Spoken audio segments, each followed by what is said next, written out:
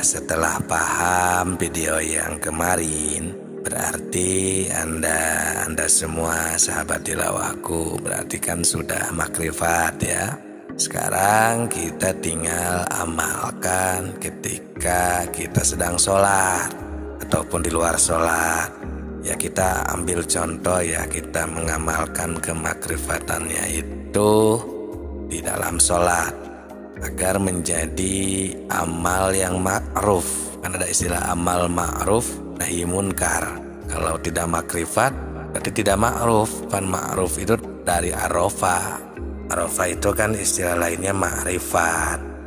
Assalamualaikum warahmatullahi wabarakatuh. Salam tilawah semesta. Sahabat tilawah yang kami cintai, kami hormati, terima kasih telah meluangkan waktunya di channel yang sederhana ini. Dan terima kasih bagi yang sudah like, komentar, dan subscribe-nya. Semoga segala amal urusannya dilancarkan oleh Allah Subhanahu wa Ta'ala. Ketika sholat, setelah selesai kita melaksanakan niat kita akan melaksanakan sholat contohnya. Nah, setelah takbir Allahu Akbar, dikarenakan sudah makrifat, dikarenakan kita sudah makrifatullah, jadi kan ketika Allahu Akbar itu bakal terasa, bakal benar-benar lebih terasa gitu bahwa oh iya, ketika Allahu Akbar itu benar, ternyata Allah itu akbar di sana. Kita itu merasakannya gitu. Bukti di sana itu. Nah, setelah Allahu Akbar kan di sana niat kan di dalam hati. Terus biasanya suka ada doa iftitah. Nah, doa iftitah ini kan beda-beda versi ya. Kalau yang saya pakai yang Allahu Akbar kabiro, alhamdulillahi katsira, wa subhanallahi bukratan wa asila. Kalau saya memakai yang itu.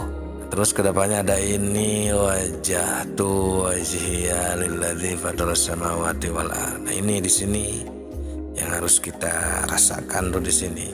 Karena semua orang yang mau melaksanakan sholat itu kan pasti mau menghadapkan diri kepada Sang Pencipta yang akan kita sembah, itu kan?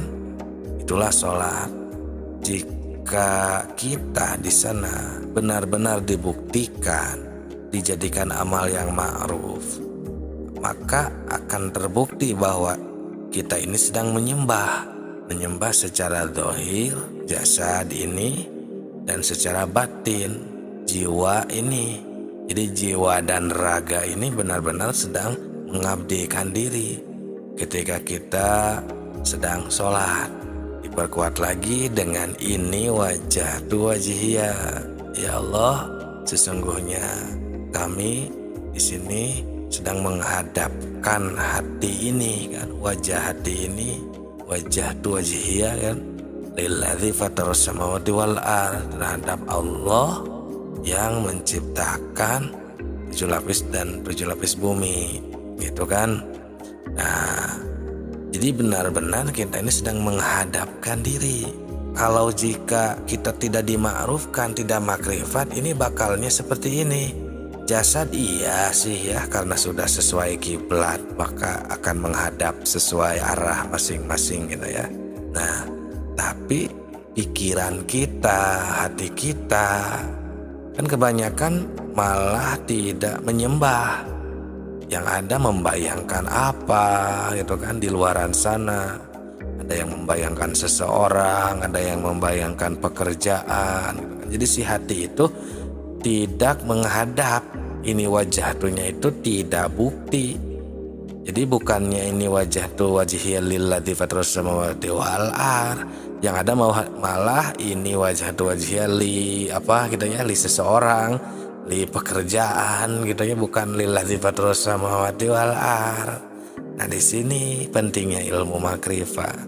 Oh, pantesan ada istilah kalau di dalam ilmu hakikat itu ada istilah jangan sampai kita ini ketika melaksanakan sholat itu jangan sambil maksiat. Nah itu kalau di negeri hakikat ada istilah seperti itu. Nah kalau di istilah syariat juga sebenarnya masuk akal seperti begini. Agar di makom syariat masuk akal nih ya. Seperti begini kan, di dalam makom syariat itu berbohong itu kan tidak diperbolehkan, dosa, dan itu jadi sebuah permaksiatan kan.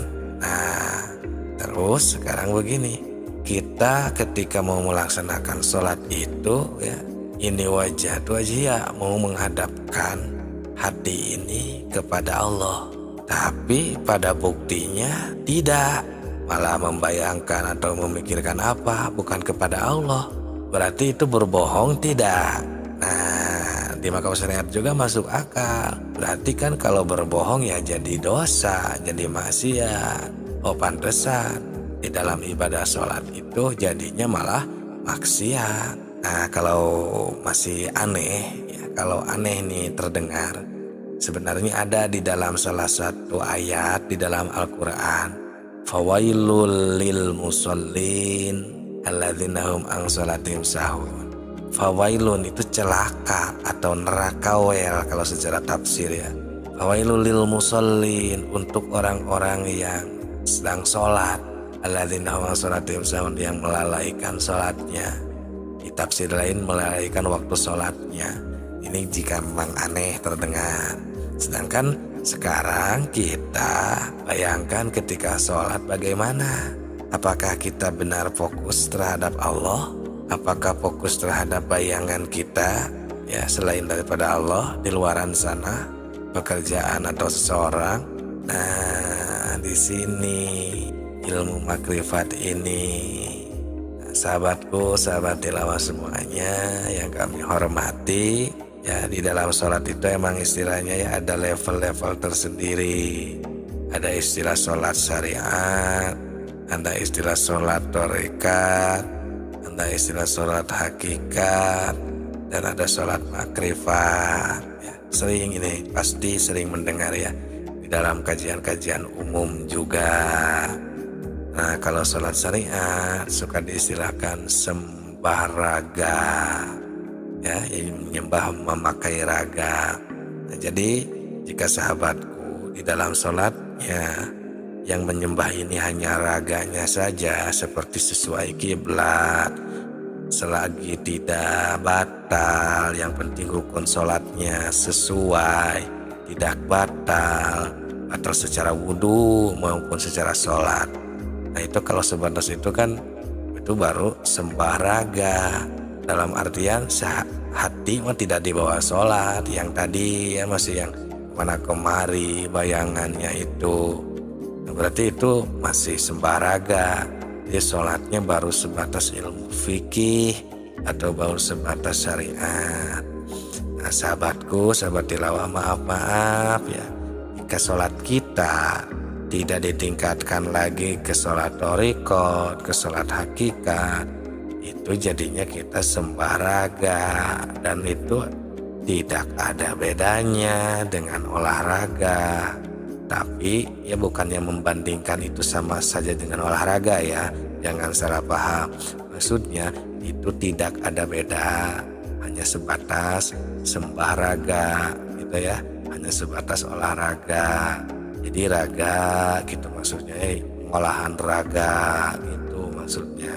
Nah kalau kita mau ditingkatkan ke sholat yang kedua, misalnya ya dulu ke sholat thariqah itu sudah naik jadi dari sembah raga ya, atau istilahnya tidak hanya sembah raga, tapi kita sudah dibarengi ke sembah jiwa.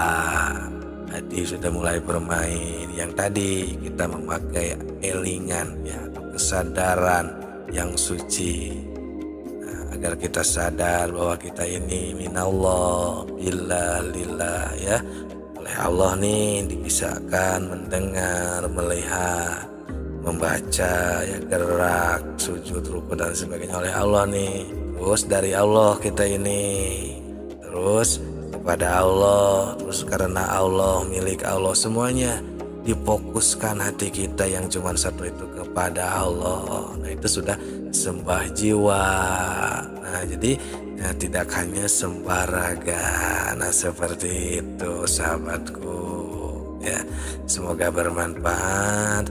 Salam tilawah semesta.